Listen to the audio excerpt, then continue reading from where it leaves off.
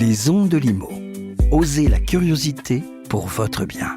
Anne-Sandrine Di Girolamo.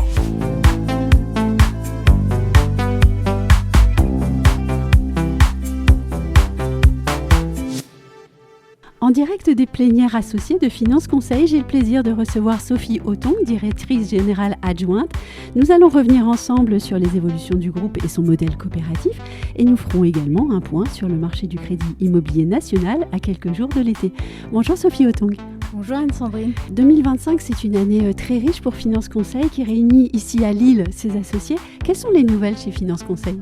Les nouvelles sont excellentes. Oui. Aujourd'hui, c'est une journée particulière que je qualifie même d'historique pour Historique. notre groupe. Oui, tout à fait, puisque Pourquoi ? on accueille 14 nouveaux associés.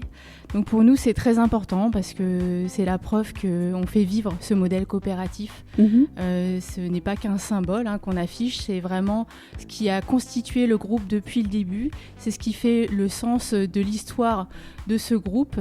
Et on est très très fiers que des nouveaux talents nous rejoignent, nous fassent confiance et qu'on puisse poursuivre cette aventure collectivement. C'est vraiment le modèle qui nous anime tous. 14 nouveaux associés, et donc maintenant vous êtes combien ? Alors on est 58. Ah oui, ce qui est conséquent. Oui, ça fait des belles réunions. Ben oui. Des réunions dans la bonne humeur surtout, de ce que j'ai vu.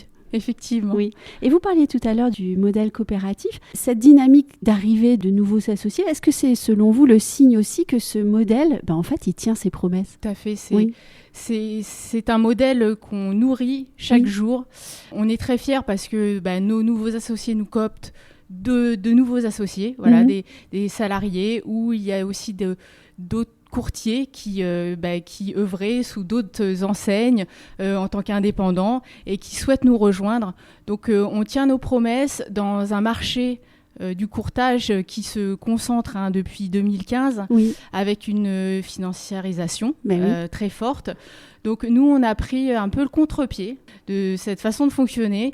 On a vraiment à cœur de faire vivre ce modèle coopératif et de faire en sorte que dans chaque région, ça vive bien, que les collaborateurs, on est sur un modèle horizontal, qu'il n'y ait pas de verticalité, qu'il y ait un véritable alignement en fait en termes de valeurs. Ça, c'est très important. On est très exigeant à l'entrée. En fait, il faut que ça matche tout de suite.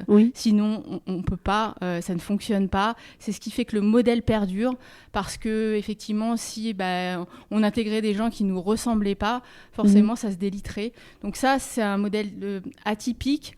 On est très exigeant, on veut qu'il continue, donc forcément quand 14 associés nous rejoignent, c'est une grande fierté, ça montre que ce modèle peut continuer dans le temps. On est dans une logique de transmission aux jeunes talents, c'est pas la logique d'un fonds d'investissement, on est sur du long terme en fait, on n'est pas sur un cycle à 4 ans, où forcément on va chercher de la rentabilité. Non, on est sur un cycle beaucoup plus long, en se disant que demain, ceux qui ont commencé en tant que salariés vont pouvoir peut-être devenir associés et faire perdurer le modèle comme ça et nos valeurs en fait profondes qui ont fait la réussite collective de ce groupe.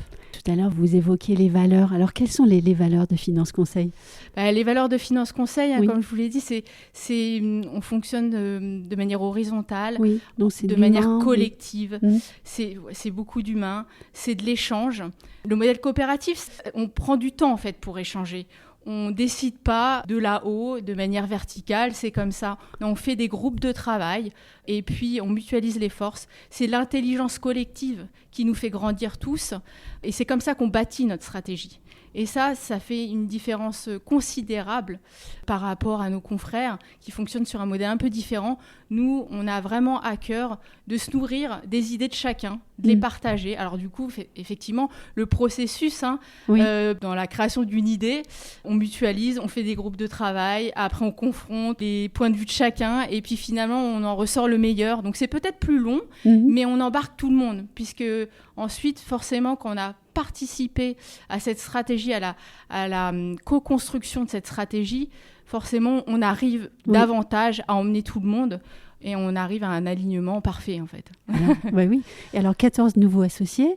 Quelles sont maintenant les ambitions de Finance Conseil ? Alors nos ambitions, c'est d'en avoir. Alors après, on court. En fait, c'est vraiment une rencontre humaine. Donc mettre des chiffres, c'est compliqué parce qu'il faut rencontrer des gens qui collent à notre modèle, avec qui voilà, on a un coup de foot professionnel et on se dit on a envie de faire un bout d'aventure ensemble. Mais voilà, on se fixe environ une centaine d'associés. En termes de taille de groupe, aujourd'hui, on est 350 collaborateurs, on a 90 agences. On veut fonctionner de manière artisanale. Donc, on se dit 11 régions qui vivent bien avec une dizaine d'agences, 4-5 collaborateurs. On continue à fonctionner de manière artisanale, c'est-à-dire on est en proximité. C'est ça qui est important aussi dans le modèle coopératif, c'est qu'on est vraiment dans le tissu économique local, en proximité avec nos partenaires, nos clients. C'est ce qui nous tient à cœur. On est dans les grosses agglomérations, mais pas que, en fait. On aime bien être proximité avec l'ensemble de nos partenaires, quels que soient les territoires. Et ça, c'est vraiment la vertu du modèle coopératif. Donc des courtiers bien dans leur territoire. Exactement, bien ancrés, en relation constante avec nos partenaires locaux. Et ça, c'est important. Et puis de faire vivre, parce qu'on fait du crédit professionnel également chez Finance Conseil. Donc, on aide à l'ouverture d'un commerce. Donc, c'est la vie économique locale au sein d'une ville. Ça peut changer vraiment la physionomie d'une ville. Et ça nous tient vraiment à cœur. C'est l'ADN profond de Finance Conseil. On a commencé en 2006 sur le crédit professionnel. Et donc, on est leader sur ce marché-là. On accompagne toute typologie de professionnels. Et vraiment, ça, c'est ce qui fait aussi notre différence par rapport à d'autres confrères. Et donc oui, je le dis ici parce que en fait aujourd'hui on va enregistrer toute une série de podcasts et donc on va aussi parler du crédit professionnel. Est-ce que vous êtes maintenant d'accord pour faire un point sur le crédit immobilier ? Avec grand plaisir. Oui, alors la première question. Depuis juin 2024, la BCE a abaissé ses taux directeurs à 8 reprises, ce qui est quand même intéressant. Et puis, elle a ramené son taux principal de 4% à 2%. Une nouvelle baisse, le 5 juin, a été un signal positif et clair de soutien aux investisseurs. Est-ce que je peux dire les choses ainsi ? Oui, non, mais on a encore une politique accommodante et soutenante de la BCE. Donc ça, c'est une très bonne nouvelle. Effectivement, on passe de 4% en juin 2024 à 2%. C'est une très bonne nouvelle. On surveille quand même de près aussi l'OAT. Donc on est au-dessus de 3,20 encore. Il y a eu des petites flambées. On a eu un peu peur et puis ça s'est stabilisé, ça s'est rebaissé. On est confiant sur les taux. On se dit là, on est environ à 3,15 sur 20 ans. Voilà, en moyenne. Et d'ici la fin de l'année, on sera en moyenne autour de 3. On peut négocier en dessous de 3% pour les meilleurs profils. Donc les conditions sont bonnes et surtout, on a de la visibilité sur le marché.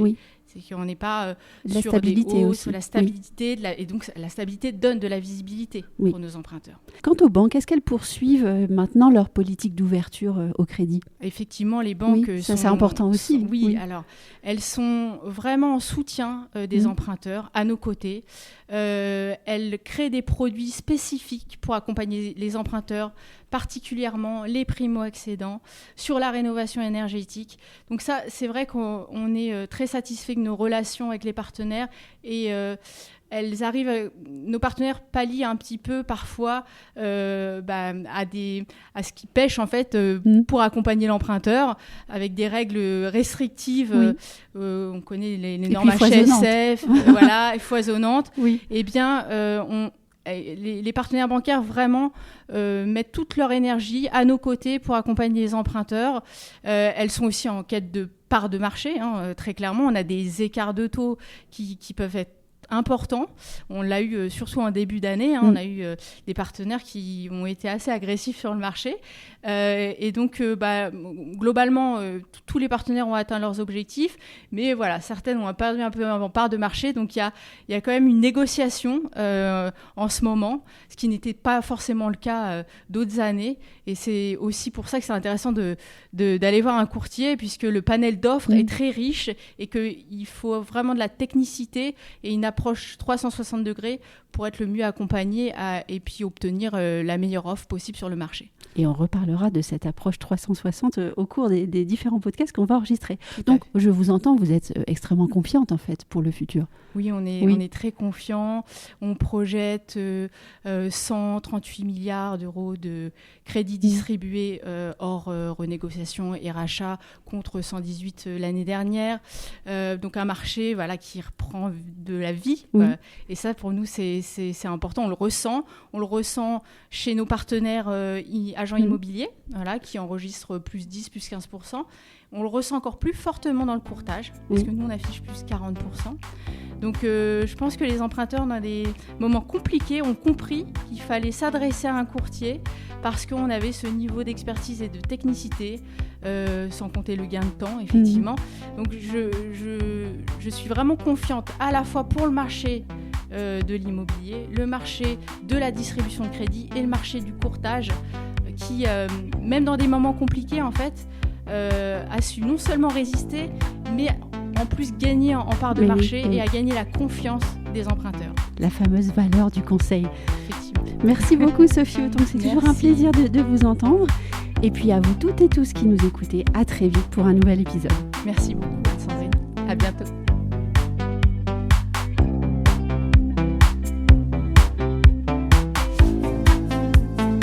Retrouvez les Ondes de Limo sur ondedelimo.com, les réseaux sociaux et la newsletter.